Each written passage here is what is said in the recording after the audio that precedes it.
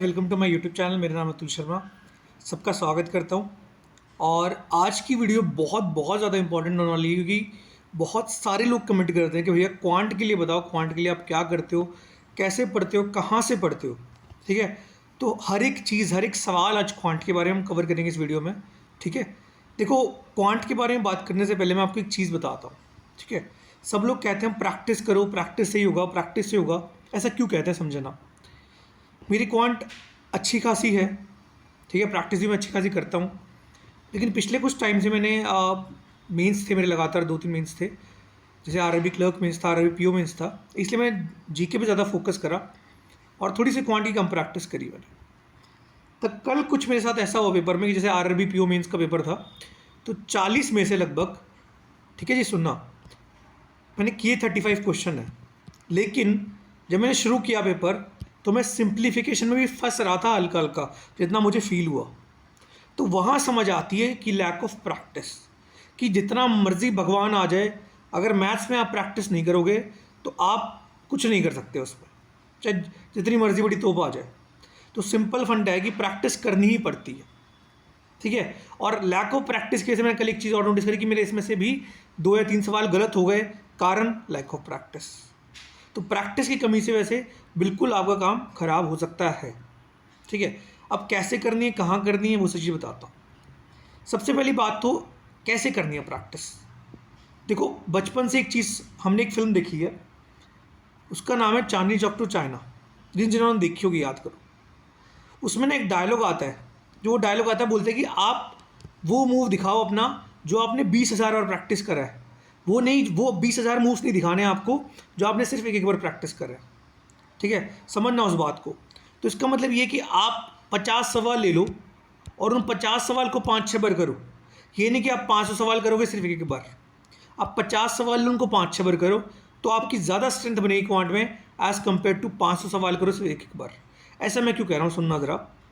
देखो, आप बैंकिंग का एग्ज़ाम उठा लो, कोई भी एग्ज़ाम उठा लो, उसका पैटर्न समझो पहले तो। उसमें एक ही तरह के सवाल पूछे जाते हैं बार बार, एक पर्टिकुलर टॉपिक से सिर्फ वही सवाल पूछे जाते हैं, उसके अलावा सवाल कोई नहीं पूछा जाता है। तो अगर आप कोई 50-60 सवाल कर लेते हो ना, तो अब मैं डेफिनेटली कह सकता हूँ कि आप उस टॉपिक पर कमांड हासिल कर लेते हो। तो कहने की बात ये कि आप उस टॉपिक को कम से कम, मतलब वही 50 सवाल लेके 4-5 बार प्रैक्टिस करो, तो डेफिनेटली मैं कह सकता हूँ आपका बहुत अच्छा इंप्रूवमेंट वहाँ पे दिखेगा। ठीक है, अब बात करते हैं कैसे प्रैक्टिस करनी है। देखो, सबसे पहली बात, रोज़ सिंप्लीफिकेशन लगाओ। उसमें कोई चीज़ें मत स्किप करो, कि रोज़ अपने 20 क्वेश्चन लगभग लगाओ सिंप्लीफिकेशन के। ठीक है, 10 लगाओ क्वाड्रेटिक के और 10 लगाओ नंबर सीरीज के। ये डेफिनेटली रोज़ रोज़ लगाओ, इसमें कोई भी मतलब आनाकानी नहीं करनी है, रोज़ रोज़ ज़रूर लगाना है ये। अब अगर ये नहीं लगाओगे तो स्पीड नहीं बनेगी, और मैथ्स में स्पीड बहुत ज़रूरी है। आपने सवाल बनाना भी सीख लिया, स्पीड नहीं है तो कोई फ़ायदा नहीं है उसका, बिल्कुल कोई फ़ायदा नहीं है। ठीक है, अब स्पीड बन गई तो आपकी अर्थमेटिक में भी हेल्प करेगी, आपकी डीआई में भी हेल्प करेगी, और इसमें तो आपकी हेल्प करेगी स्पीड मैथ्स में। ठीक है, तो सबसे पहले काम ये करो डेली कि आप स्पीड मैथ्स के क्वेश्चन लगाओ, 20-10-10, ये डेफिनेटली लगाने हैं। कहाँ से लगाने हैं, ये सवाल आता है, कहाँ से लगाना है। कहाँ से लगाना है, ये लगाना है आपने स्मार्ट कीड़ा के ऐप से। स्मार्ट कीड़ा का ऐप, बहुत अच्छे सवाल हैं। ठीक है, सिंप्लीफिकेशन के तो बहुत ज़्यादा अच्छे सवाल हैं, वहाँ से लगाओ। मैं कह सकता हूँ कि आपकी सिंप्लीफिकेशन बहुत ज़्यादा स्ट्रॉन्ग हो जाएगी, आपका स्पीड मैथ्स बहुत ज़्यादा स्ट्रॉन्ग हो जाएगा, बहुत गारंटी के साथ मैं बात बोल सकता हूँ। ठीक है जी, नेक्स्ट मूव करते हैं हम। नेक्स्ट बात क्या है, अगर आपने स्पीड मैथ्स बनाना सीख लिया, अब बात करते हैं अर्थमेटिक और डीआई की। ये चीज़ है क्वांट में, और कुछ तो नहीं है। ठीक है, अब मैंने क्या बोला आपको कि 50 सवाल लगाओ, लेकिन 3-4 बार लगाओ। अब वो 50 सवाल कहाँ से लगाने हैं। ठीक है, अब मान लो आज की, अभी भी जैसे हम बात करें, IBPS PO प्री में लगभग 2 हफ्ते बाकी हैं। ठीक है, मानते हैं 2 हफ्ते बाकी हैं। अभी भी अगर आप 6-7 टॉपिक चूज़ कर लो अर्थमेटिक के और उनकी प्रैक्टिस कर लो, तो बहुत अच्छा इंप्रूवमेंट हो जाएगा। अब कैसे करने, कहाँ से करने हैं, देखो, आप, एक बुक है जिसका नाम है S quant. S quant book है ये, अड्डा की बुक है। अमेज़ॉन पे मिल जाएगी, उनकी वेबसाइट पे मिल जाएगी, ऑनलाइन मिल जाएगी, कहीं पर मिल जाएगी। इस बुक को डेफिनेटली खरीद लो यार। अगर आप बैंकिंग एग्जाम की तैयारी करो, अगर आपके पास ये बुक नहीं है ना, तो आप बहुत पीछे रह जाओगे, मैं गारंटी से कह सकता हूँ। One of the best books in quant, बहुत ज़्यादा शानदार किताब है। आप इस किताब को लो, इसके PDF भी मिल जाएंगे। इस किताब को लो आप, और इस किताब का एक चैप्टर खोलो, कोई भी जो आपने यहाँ सॉल्व करना है, उसके क्वेश्चन ख़त्म करो।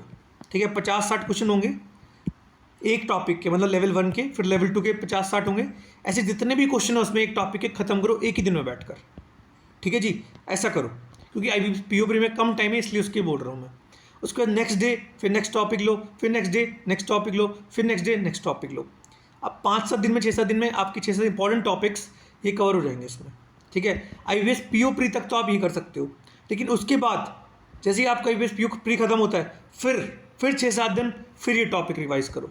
ठीक है, फिर 7 दिन बाद खत्म हो जाएंगे टॉपिक, फिर 7 दिन बाद ये क्वेश्चन नहीं लेने हैं, फिर कोई और क्वेश्चन ले लो, लेकिन हर 7 दिन बाद पीरियड में आप रिवीजन करते रहो, क्योंकि अगर आप अर्थमेटिक का रिवीजन नहीं करोगे तो आप पीछे रह जाओगे, मैं गारंटी के साथ बोल सकता हूँ। ठीक है, आपको अर्थमेटिक बिल्कुल इज्जत नहीं देगी अगर आप उसकी इज्जत नहीं करोगे तो वही चीज़, इसकी प्रैक्टिस ज़रूर करनी है, तो प्रैक्टिस करते रहो। कहाँ से प्रैक्टिस करनी, बार बोल रहा हूँ, एस क्वांट बुक, इससे ऊपर कोई बुक नहीं है क्वांट के लिए। इसको सॉल्व करो, इसको पूरी को सॉल्व करो। काफ़ी बोलते हैं कि हमने लेवल 1 सॉल्व कर लिया उसके बाद सॉल्व नहीं करा। अरे क्यों भाई, बाकी सारे सवाल भी सॉल्व करने के लिए दिए हुए हैं, तो हर एक सवाल सॉल्व करना है इस बुक में से, कोई भी सवाल छोड़ना नहीं है। ठीक है, इतना काम कर लो कि 6-7 दिन पहले टॉपिक करे, फिर उसके बाद 6-7 दिन इसी से रिवाइज कर लिए। ठीक है, तो 2 बार कर लिए रिवाइजन, फिर कहीं और से सवाल कर लिए, नहीं तो इसी से कर लिए। ठीक है, क्यों बोल रहा हूँ मैं, क्योंकि यार उस सवाल के बाहर सवाल नहीं बनेंगे, उन सवालों के बाहर अगर वो सवाल आप अच्छे से अपने जहन में बैठा लोगे तो जैसे ही आप क्वेश्चन देखोगे आपको क्लिक कर जाएगा कि क्वेश्चन करना कैसे। ठीक है, आप क्वेश्चन करना कैसे समझ जाओगे तो आपका क्वेश्चन हो जाएगा। क्यों, एग्ज़ाम में समझना होता क्या है, एग्ज़ाम में समझना होता क्या है कि आप क्वेश्चन देख, आपके सामने आ गया ये क्वेश्चन मान लेते हैं स्पीड, टाइम एंड डिस्टेंस का।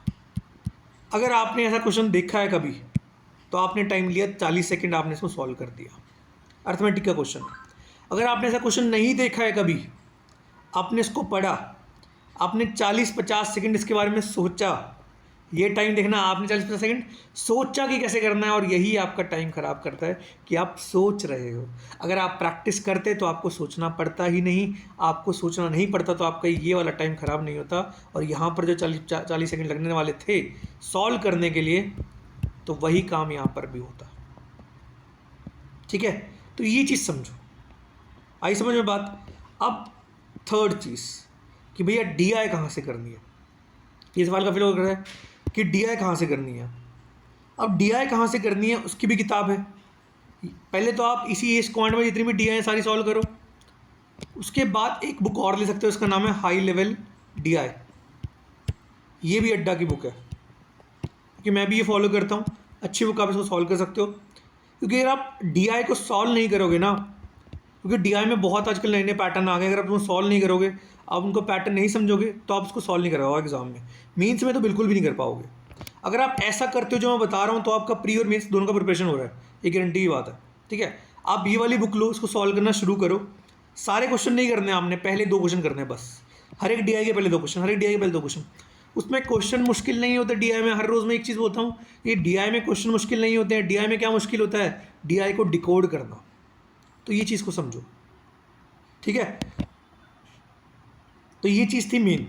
वीडियो ज़्यादा बड़ी नहीं करूँगा मैं, यही इंपॉर्टेंट चीज़ें जो आपको समझ के चलनी है, और आप इन्हीं 3 चीज़ों से प्रैक्टिस करो। मैं गारंटी के साथ बोल सकता हूँ 500% आपका क्वांट 1 महीने के अंदर इतना स्ट्रांग हो जाएगा कि आप मतलब फाड़ दोगे, हर चीज़ में आग लगा दोगे आप, गारंटी ले लो मेरी।